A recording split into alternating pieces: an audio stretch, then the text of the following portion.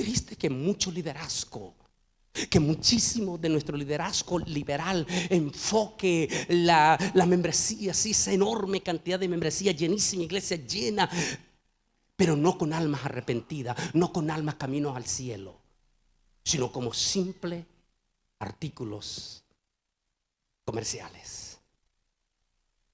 Es decir, no me importa, no te voy a hablar del infierno, no te voy a hablar que el homosexualismo es pecado, no te voy a hablar de esto. Lo que me importa es que vengas y te sientas bien y me puedas dar todo tu dinero.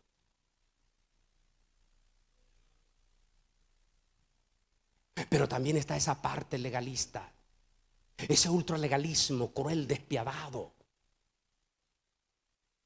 que condena, que destruye.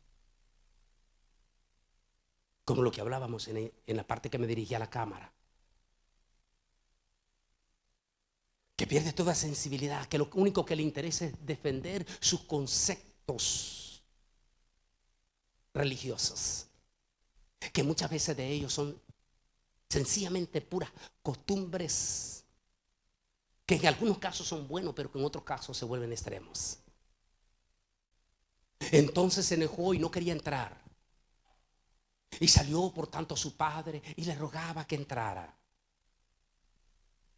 La fiesta se había realizado muy rápido por lo inesperada llegada del hermano menor indisciplinado. De modo que al llegar el hermano mayor del campo se encuentra con un bullicio de júbilo. Y de inmediato indagó a qué se debía este júbilo. ¿A qué se debía esta fiesta? Y por supuesto, siempre hay quienes están listos para dar las noticias con lujo de detalle y provocar con ellos reacciones de envidia. Ay, qué triste es eso, porque siempre vamos a tener. ¡Ah! Regresa. ¡Ay, ya regresó el hermanito aquel! Mira. Sí, el que se anduvo portando bien mal. Y míralo, ya lo tiene ahí Obed tocando.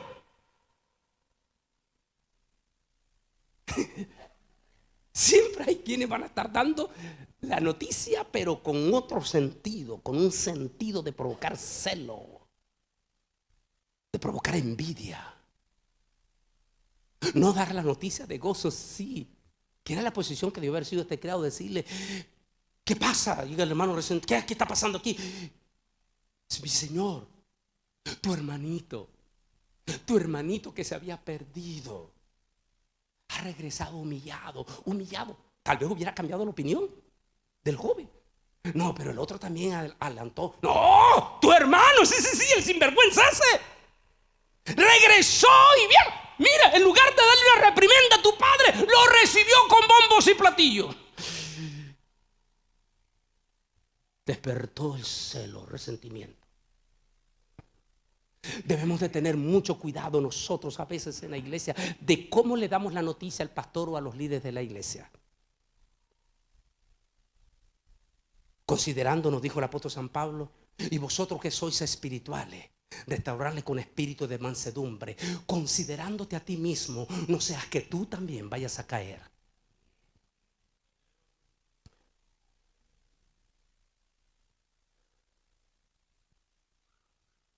Déjeme seguir aquí. La actitud. En la vida pública del Señor Jesús, los fariseos nunca mostraban alegría cuando el Señor Jesús sanó a la pobre mujer con flujo de sangre, enferma por 12 años. En esos 12 años, esa pobre mujer no había podido ir a una sola vez a la sinagoga para escuchar la palabra de Dios, pues era considerada inmunda. En todos esos años nunca había podido estrechar la mano y mucho menos recibir un abrazo de los múltiples ungidos llamados rabinos. Ahora, 12 años después, el gran rabino de Galilea no solo le había vuelto la felicidad a aquella pobre mujer, sino que también la había liberado de aquel azote de enfermedad. Y fueron múltiples las cosas lindas de las que están registradas que el Señor Jesús hizo por los olvidados de la sociedad.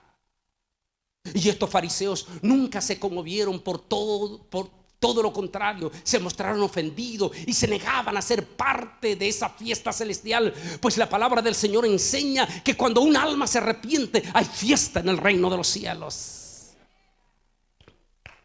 No, el fariseísmo No se alegró, no se gozó de ver a aquella pobre mujer que por 12 años no pudo asistir a la sinagoga porque era considerada inmunda por su flujo de sangre. En 12 años nadie la había abrazado.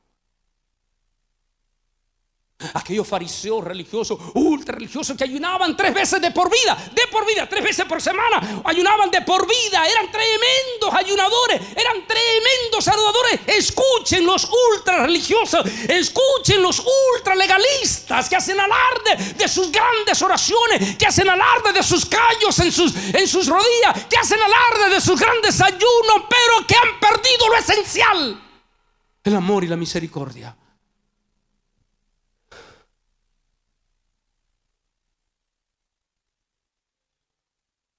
Yo no sé cómo vieron cuando llegó aquel anciano con una gran joroba y entró a la sinagoga en aquel Shabbat. Entró a la sinagoga porque había escuchado que el gran rabino de Galilea, el gran rabino que había dado la vista al ciego Bartimeo, estaba en Jerusalén. Así que el hombre, aquel anciano con su gran joroba, entró a la sinagoga en Shabbat. El rabino de Galilea estaba en el púlpito. El ancianito con su joroba llegó hasta donde estaba el rabino de Galilea, y posiblemente, como no podía ni levantarse, solo le quedó viendo así. Me quedo viendo con una miradita de súplica: ayúdame. Y todos los religiosos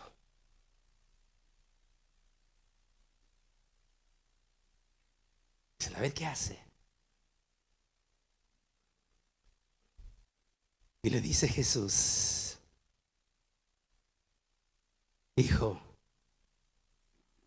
sé libre de tu azote.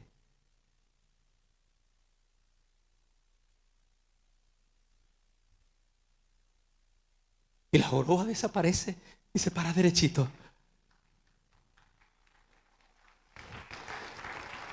Y los religiosos,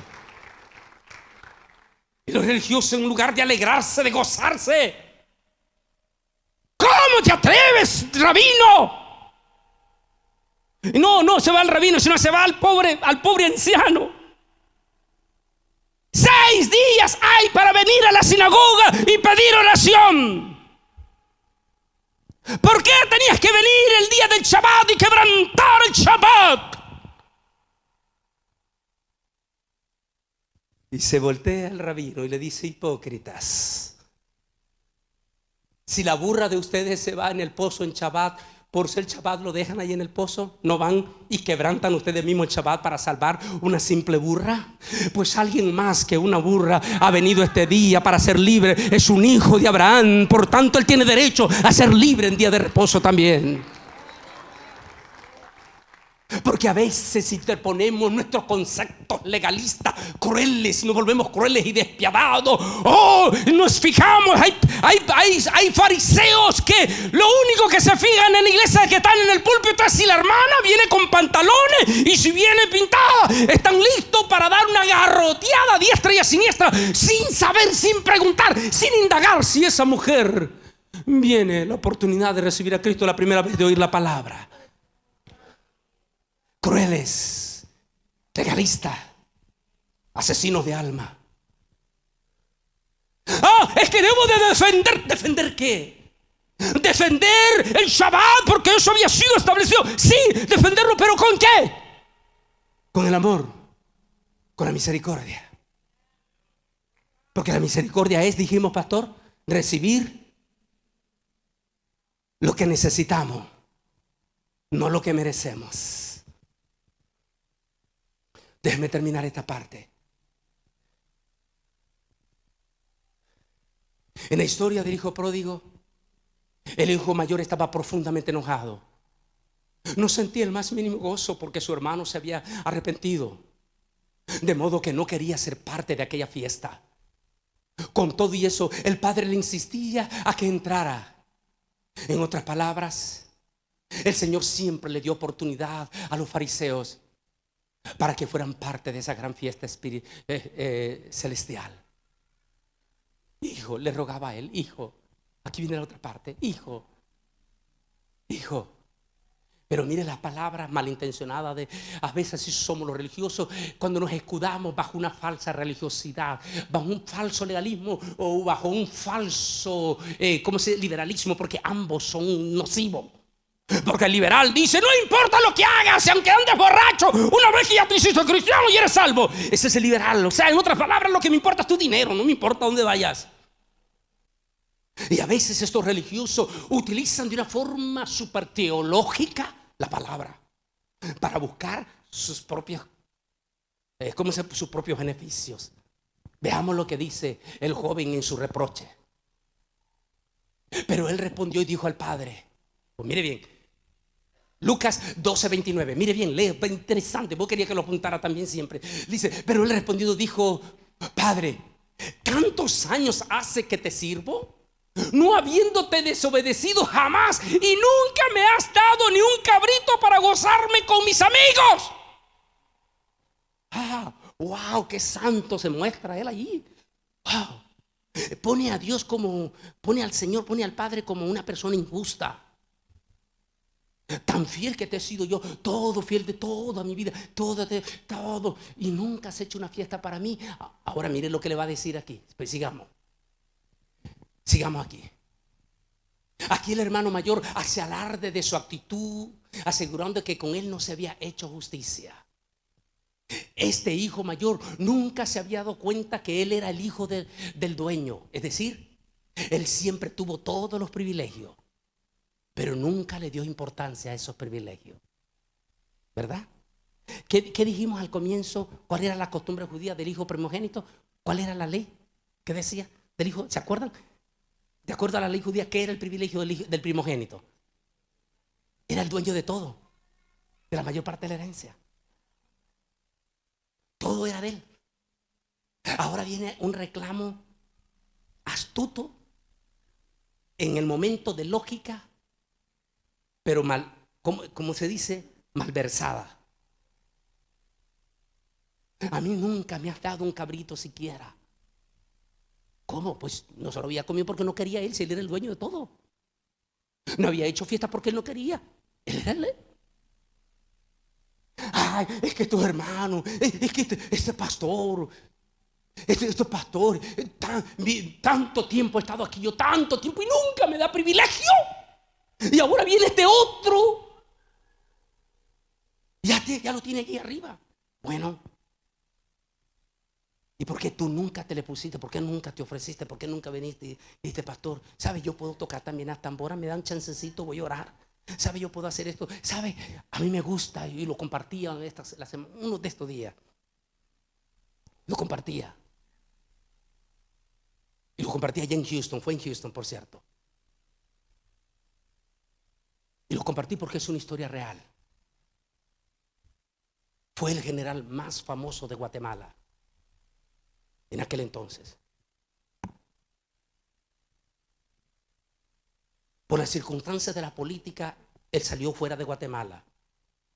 Años después regresa a Guatemala, en una Guatemala muy turbulenta. Y por alguna razón alguien lo invita a la iglesia, y aquel hombre se convierte en la iglesia en Guatemala. Se convirtió a Cristo. El famosísimo general guatemalteco se convierte a Cristo.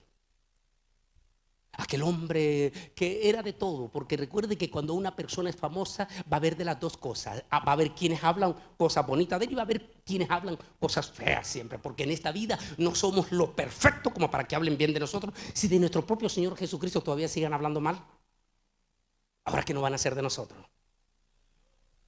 A veces yo le tengo que decir a Lisa, no le pongas atención en las redes sociales, el que habla contra mí, si el propio Señor Jesús se lo están diciendo.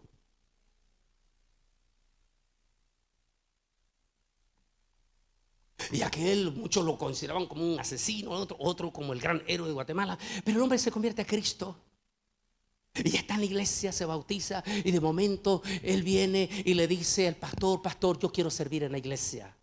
El famoso general. Dice, yo quiero servir en la iglesia. Wow, todos estaban impactados. El famoso general, no solamente por lo famoso, sino por lo lanudo que era.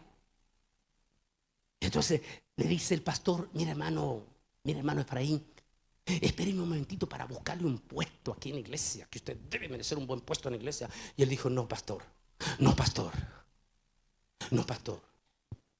Yo quiero servir en la iglesia comenzando de abajo.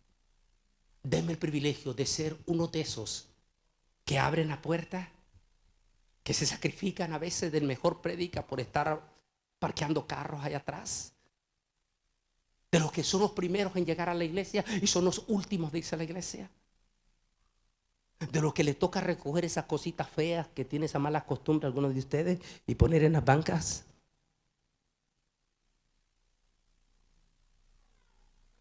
Él dijo, yo quiero comenzar ahí. Y dijo, general, usted lo ha pedido. Y él comenzó a hacer eso. La esposa que era de la aristocracia, dice él, porque lo escribe en el libro, dice que cuando llegaba a la casa la esposa decía, ¡qué vergüenza! Y la esposa del general viéndolo barriendo, viéndolo abriendo la puerta, ¡qué vergüenza! ¿Qué van a decir las otras amigas mías de la sociedad? No le importaba. Ese general, no me importa lo que digas, yo quiero servir a Dios.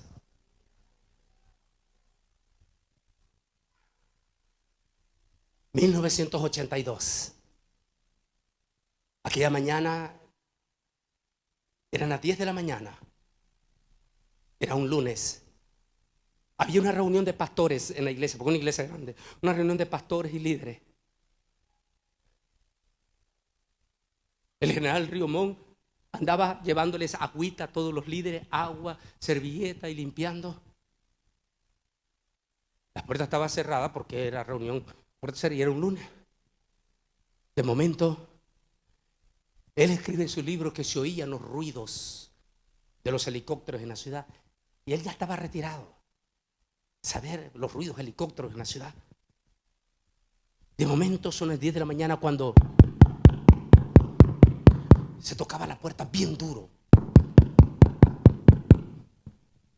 El pastor le dice, general, vaya a abrir la puerta para ver quién está tocando. Y va el general a abrir la puerta. Cuando abre la puerta están 3 jóvenes generales del ejército de Guatemala. Cuando él abre, los 3 jóvenes se le cuadran rápidamente en saludo y le dicen, ¿es usted el general Ríos Montt? Y él le dice, queda todo extrañado y dice, sí, ¿qué está pasando? Disculpe, pero ¿es usted el señor presidente de Guatemala en este momento? De barrer la iglesia a presidente de Guatemala. En lo poco me fuiste fiel,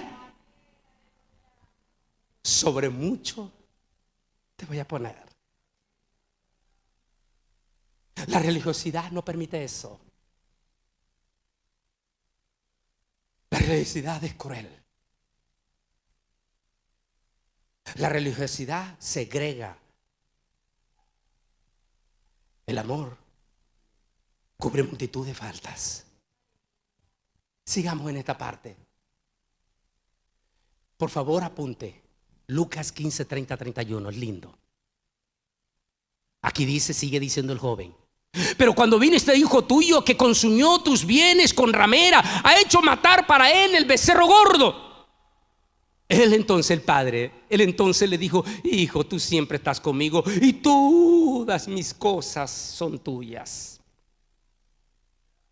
Cuando hay resentimiento religioso, a veces se cometen injurias o calumnias. En este caso, el hermano mayor acusa a su hermano menor de haber gastado su fortuna en rameras, aunque de ello no hubiera evidencia. Porque sí, no había evidencia. A veces somos así. El religioso es así, es cruel, sobre todo el ultralegalista. El ultralegalista tiene en esa falsa religiosidad, tiene la tendencia de juzgar, de calumniar, de difamar.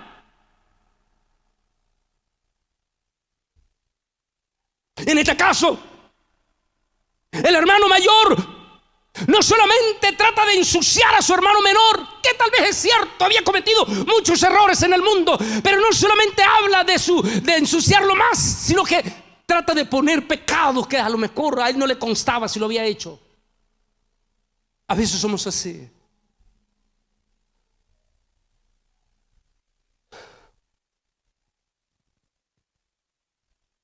En otras palabras, el hermano mayor recriminaba al padre dándole a entender como si él estuviera de acuerdo con la inmoralidad. Pero eso no es cierto. Cualquiera que comete pecado tendrá sus consecuencias. Pero mientras hay vida, hay esperanza para cualquier pecador, si se arrepiente, como fue el caso del hermano menor. Así es, Señor. Así es. Si el hermano Jiménez, Pastor Jiménez, y ahora su hijo Obed Jiménez, recibe a alguien y no lo recrimina, no es porque él está de acuerdo con ese pecado, sino porque le está dando una oportunidad a que se restaure, a que se reintegre, a que comience de nuevo. Hoy en día, dentro de nuestras iglesias y ministerios, existen hermanos muy solitarios. Inclusive muchos pastores también viven una vida totalmente aislado. Es importantísimo que como hermano, lo que dije al comienzo, la iglesia no es un club social de grupos seculares. La iglesia es un lugar donde todos venimos, no solamente para cantar, adorar, sino para que entre todos nos saludemos, platiquemos. Una vez, hasta lo hice una vez, yo no sé si aquí, pero creo que en la iglesia del Shaddai lo hice una vez. Porque me gustó allá en Costa Rica. Una vez fui a predicar allá en Costa Rica, una iglesia, y me gustó esa actitud de ese pastor. Yo lo practiqué con la iglesia, la última iglesia que pastoreé en Costa Rica, lo practiqué. Me gustó una iglesia grande, este pastor, en medio culto, paraba todo, paraba todo. Y decía, ahora tenemos 10 minutos. 10 minutos, todos se van a levantar. Todos se van a levantar de la banca. Y tienen 10 minutos para cruzarse de un lado al otro lado a saludar a alguien que usted no conoce. Y decía el pastor, ojo, vamos a tener líderes observando, porque si usted va a ir a quien ya se conoce, con el que siempre anda tirando venados, pues entonces, no. Va a ir con aquel que no conoce. Y me gustó tanto, porque mucha gente viene de afuera de pasar una vida solitaria, como la mujer de flujo de sangre, que en 12 años nadie la había abrazado. A veces necesitamos ese compañerismo en la iglesia. ¿Qué caso tienen que se vean solo los grupitos que se conocen? No, que se intercambien con los que no se conocen, que se abracen, que le digan, hermano, soy fulano de tal. ¿Sabe? A los políticos siempre los acusan de ser medio hipocretones, pero son muy inteligentes. ¿Sabe que en esta semana estaba almorzando con uno de nuestros congresistas? Y todos los que venían a saludar al congresista se paraban a la par de mí y del otro, se paraban a saludarnos, soy fulano de tal, a la orden. Simplemente es solo palabra. Pero esa es la actitud del político, de darle, hace sentir al otro que es importante. Por eso Jesús dijo que fuéramos sagaces como lo del mundo. ¿Por qué no usamos en la iglesia esa sagacidad también? No hipocresía, sino sagacidad en el amor de Cristo, que es mucho más grande todavía. Si le decimos a alguien, hola, ¿cómo te llamas? ¿De dónde vienes? ¿De dónde nos visitas? Si tienes algún problema o estás pasando algún problema, aquí está mi teléfono, búscame. Vamos a orar juntos. Busque compañerismo, eso es lo que estoy diciendo aquí. Igual en el ministerio siempre debemos de tener compañerismo ministerial. Todavía no se han dado cuenta de las grandes ventajas que existen tener compañerismo espiritual. Es muy importante que cada hermano o hermana en la iglesia tengan compañerismo espiritual. Es decir, tener amigos en la congregación que busquen al Señor y que anhelen el compañerismo con nuestro gran Dios todopoderoso. Qué lindo. Miren esa imagen. Así debe ser la iglesia. No como cuando estábamos en la iglesia católica. Bueno, yo no estuve en la iglesia católica, pero cuando estaban ustedes en la iglesia católica, Ese no es. Cuando estaban en la iglesia católica, ustedes que iban a misa y cuando terminaba el cura, cada quien salía como alma que se lo llevaba el diablo. No, cuando termine, hoy en la iglesia Chaday el pastor Burciaga, a veces no es tan diplomático él para hablar, pero lo dice y la gente se lo perdona porque ya está anciano. Y entonces él dijo, por favor, porque él anda ya así, déjenme, no se salgan, al estilo mexicano, mexicanote, sí. Esperen que yo salga primero allá, porque yo quiero saludarlos a ustedes. Qué bonito. Me gustó eso que dijo. Por favor, cuando terminen el culto, cada vez que venga a la iglesia, tómate unos minutitos. Te aseguro que la olla de frijoles no se va a quemar. Tómate un tiempo antes de salir y ten coinonía. Amén. Entonces le dijo, hijo, tú siempre estás conmigo y todas mis cosas son tuyas. Cuando nos damos cuenta que somos hijos de Dios, no tenemos miedo de nada. Y muchos tienen envidia porque muchas almas más se convierten al Señor. Todo lo contrario, en la iglesia debemos alegrarnos al ver almas convertidas al Señor. E incluso no debemos tener envidia porque esa nueva oveja empieza a ser bendecida en la iglesia, es decir, a tomar posesiones en la iglesia. Lo mismo debe ser el ministerio. Jamás debemos de sentir celo por otro siervo de sana doctrina que esté teniendo éxito en su ministerio. Todo lo contrario, debemos apoyarnos con más ganas. Wow, vienen unos de los discípulos donde Juan el Bautista y le dicen, Señor, ahí anda un predicador de Galilea llamado Jesús y todos están yendo con él, para que Juan sintiera celo. Me gusta esa actitud de Juan el Bautista. Juan dijo, es necesario que yo mengüe y que él suba. Nunca debemos de sentir resentimiento porque otro hermano o a un ministerio, lo que están en la cámara, no sé en cuál cámara tengo yo derecho aquí para dirigirme, o los que están en la cámara, ningún pastor o evangelista debe de resentirse porque otro está creciendo, siempre y cuando lo esté haciendo en sana doctrina, no en legalismo ni en liberalismo, sino en sana doctrina. Quiero terminar esto. Cuando a mí ha venido siempre a buscar ayuda ministerialmente otro ministro, aún más joven, siempre he estado listo. Aunque desgraciadamente entre todos esos han venido lobos que casi me han desbaratado, sino porque la mano del Altísimo me ha cubierto. Pero eso no quiere decir que voy a cerrar mis manos a alguien que viene para pedir ayuda ministerial, consejería ministerial. Nunca nos cerremos, nunca cerremos, siempre tengamos la mano abierta, siempre, siempre. Por eso no quiero decir que no existen lindos siervos a quienes debemos ayudar. De igual manera, los hermanos en la iglesia deben de ayudar a toda nueva oveja que empieza a crecer. Todos ustedes estén listos para ayudarse unos con otros. Y entonces van a ver cómo el Altísimo va a bendecir sus vidas.